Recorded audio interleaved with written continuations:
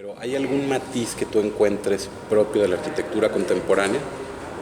Yo creo que la arquitectura de hoy está más orientada a la creación de objetos en general, ¿no? Digamos la mala arquitectura, diría yo, ¿no? Es más a la creación de objetos y debería ser más la creación de lugares, ¿no? Entendiendo los lugares como espacios con significado, ¿no? Cuando se crean objetos cuyo objetivo es cumplir o palomear esas variables, yo creo que hay una especie como de esteticismo, ¿no? Que es el riesgo de la sociedad contemporánea, ¿no? Que todo ya se ha hecho, todas las experiencias ya se convierten en estéticas, ¿no? Incluso la estética ya se convierte en una experiencia como de consumo, ¿no? La arquitectura entendida como objetos con ciertos atributos de materialidad, etcétera, es evidente que también entra dentro de esa idea, ¿no? Entonces, ¿cuál sería, tú podrías preguntar, cuál sería entonces la línea que tú buscas, o hay una cosa en particular? Yo creo que es, si se puede definir así como desde arriba, como idea de arquitectura, sería crear lugares que de alguna manera establezcan relaciones o que celebren relaciones con la naturaleza, con los demás, o sea, con los otros, quizá con los dioses o con lo sagrado, y yo aquí añadiría, porque esta es una definición de Heidegger, yo añadiría y con los objetos también, ¿no? Está el otro tema también que tiene que ver con arquitectura y ciudad, ¿no? Y es la capacidad de la arquitectura de reactivar una ciudad y de insertarse dentro de una ciudad para potencializar su vida urbana, ¿no? O cívica.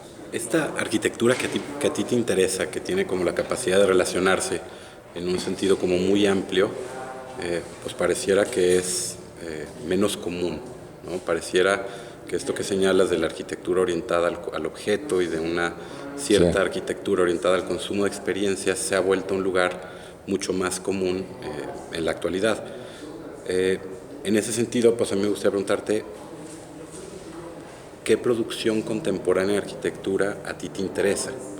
Digamos, tanto a escala global como a escala local. ¿Cuáles son las prácticas que a ti te han resultado interesantes tal vez en los últimos años? Bueno, yo creo que hay obviamente varias líneas, ¿no? Digamos, me interesa, por ejemplo, los que continúan el proyecto moderno, ¿no? Como Sisa, y antes de Sisa quizás el mismo Barragán, ¿no? Yo creo que es una continuación del proyecto moderno. Me interesa esa línea porque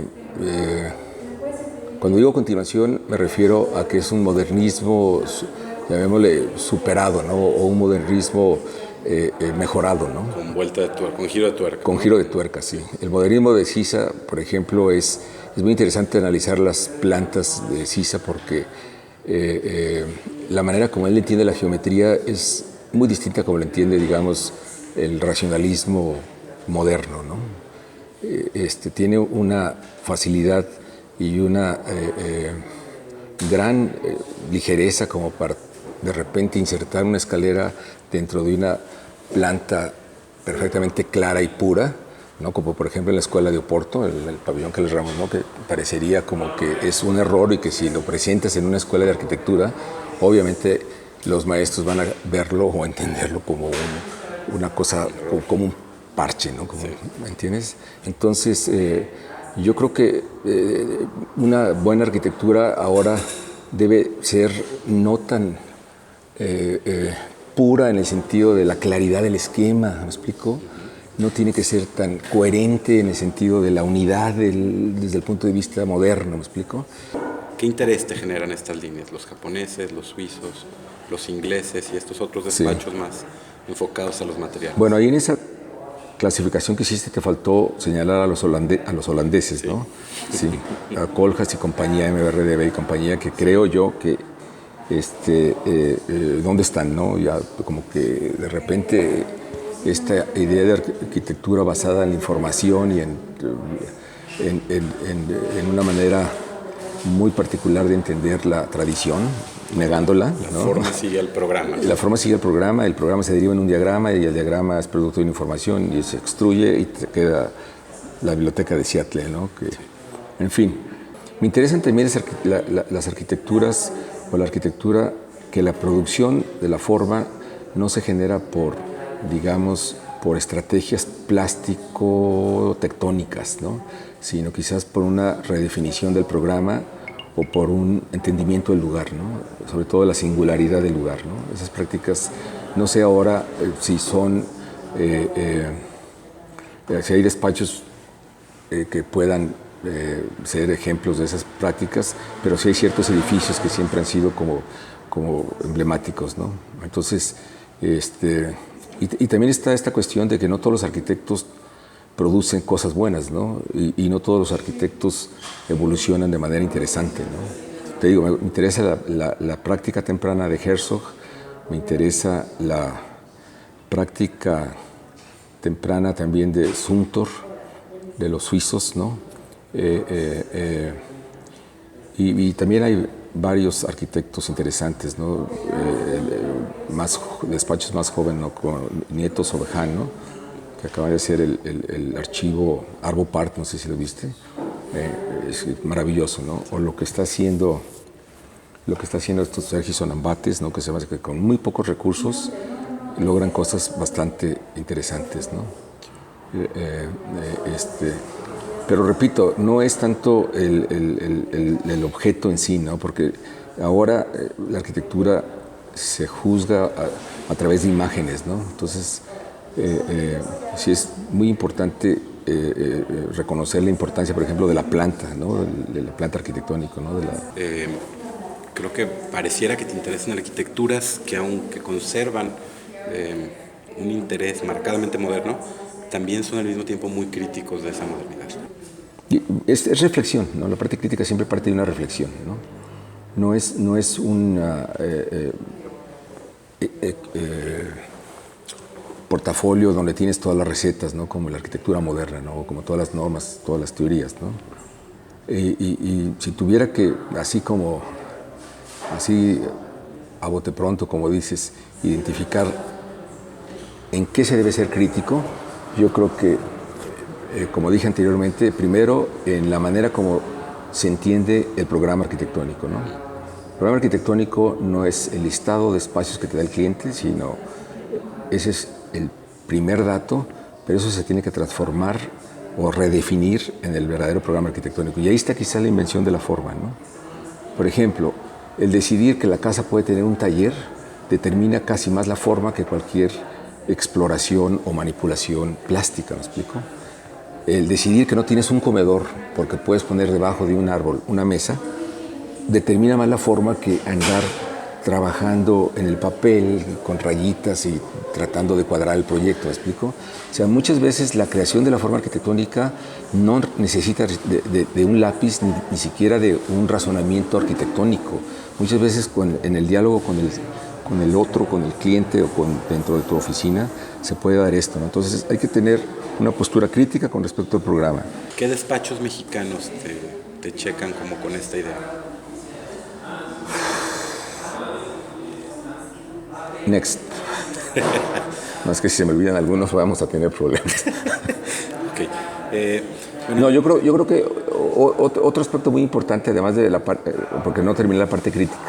La parte crítica también tiene que ver con el lugar, ¿no? La manera de entender el lugar, ¿no? La manera de entender el lugar es fundamental, ¿no? El lugar no es algo, no es una variable más, ¿no? El lugar, y tampoco es el lugar tal y como está, ¿no? Tú puedes recrear el lugar o puedes fabricar un lugar a partir de un lugar existente, ¿no?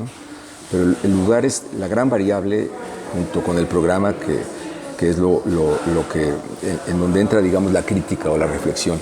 Pero, y aquí viene lo interesante, ¿no? Esas dos variables, ¿no? El lugar y el programa, por sí mismos no determinan la arquitectura. O sea, la arquitectura no es una consecuencia de una interpretación del programa o de una manera de entender el lugar. Tiene que haber otro elemento más, y ese es el elemento de la idea, ¿no? Y cada proyecto demanda de una idea interesante, ¿no? De una idea única, ¿no? En ese sentido, por ejemplo, el libro el título de uno de los libros de Stephen Hall, que se llamaba Anclaje, es eso, ¿no? Cómo anclas el proyecto a partir del fenómeno, que le llama él, ¿no? Que es, el fenómeno es el programa y el lugar, ¿no? Esos son los dados, ¿no? Pero ¿cómo lo anclas el proyecto?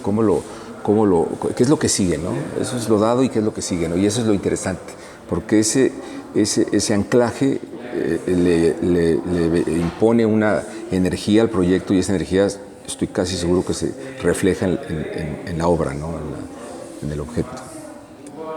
Oye, Sergio, y a propósito de un par de cosas que te gustan mucho, como son la música y la poesía, ¿qué impacto crees que tienen bueno, en tu arquitectura? Me gusta mucho la literatura, en especial la poesía, me gusta mucho la música, me gusta mucho la música clásica y la música electrónica. Yo creo que te dan una especie como no, iba a decir sensibilidad, pero esa no es la palabra. Como que entiendes que detrás de una buena obra musical, sobre todo una obra clásica, hay una cierta arquitectura, ¿no? Y esa arquitectura es la que le da la unidad a la obra, ¿no? Entonces, es una arquitectura, obviamente, cuya materia prima es el sonido o el ruido, pero también cuya materia prima es el silencio, ¿no? Y en arquitectura, por ejemplo, si traduces ¿cuál sería el equivalente al silencio en arquitectura? Yo creo que sería la luz, ¿no? Pues la manera como los arquitectos o los músicos trabajan con el silencio es equivalente un poco, exagerando muchísimo, pero equivalente un poco a la manera como los arquitectos trabajan con la luz. Entonces ahí podrías decir que la materia prima de la arquitectura es la luz, sí, aunque no es nada, y la materia prima de la música es el silencio, ¿no? Un poco haciendo estas analogías un poco forzadas, pero me parece que son interesantes, ¿no? En el caso de la poesía, yo creo que la poesía tiene la capacidad de evocar imágenes, ¿no? Más que ideas, fíjate, imágenes, ¿no? Bueno, hay poesía de la idea, hay poesía del lenguaje y poesía de la imagen, ¿no? Pero a mí la arquitectura la poesía que me interesa es una poesía que crea o que evoca imágenes, ¿no? Y la arquitectura, o por ejemplo la composición de la arquitectura o la génesis de la arquitectura, yo creo que va ligada a una imagen, ¿no? A una imagen que no es necesariamente una atmósfera, ¿no? Pero es una imagen que en un principio es difusa y que va tomando forma conforme se va acercando y tú vas aplicando todas tus estrategias proyectuales que tú ya forman parte de ti, ¿no? Yo creo que por ahí van, ¿no? Además, el hecho de conocer distintas lógicas te enriquecen la lógica disciplinar de la arquitectura, ¿no? En ese sentido, pues yo estoy en contra de los arquitectos así como monotemáticos, ¿no? En que todo su mundo y la arquitectura se justifica a partir de la arquitectura y sus conversaciones son de arquitectura, etcétera, etcétera, ¿no? Yo creo que sí debería de nutrirse más la disciplina de la arquitectura, ¿no? Pensando en esta idea de que la arquitectura se nutre de otras cosas, en tu caso muy particular de la música y de la poesía, ¿encuentras que hay alguna relación así importante también entre la producción del arte contemporáneo y la producción de la arquitectura que se hace hoy? Bueno, hablar de arte contemporáneo es hablar de 100, 200, 300 líneas distintas, ¿no? Pero en toda la, digamos, la producción artística contemporánea, los buenos artistas, ¿no? Los que finalmente tienen una retrospectiva en algún museo importante, no sé, con una trayectoria de 40, 50 años de trabajos, los buenos artistas yo creo que son varios, o sea, y en ese sentido es un error, por ejemplo, descalificar el arte contemporáneo a la manera de Avelina, ¿no? Por el mal arte contemporáneo, ¿no? Es como descalificar la arquitectura contemporánea por la mala arquitectura contemporánea, ¿no? Pero, digamos, los artistas que a mí más me interesan son los artistas que salen o que conforman este grupo que se llama Artistas de la Luz y del Espacio, ¿no? Que son James Turrell, pero sobre todo Robert Irwin, ¿no? Robert Irwin parte de la idea de que lo maravilloso está ahí, ¿no? Que esa es una de sus frases más bonitas, ¿no?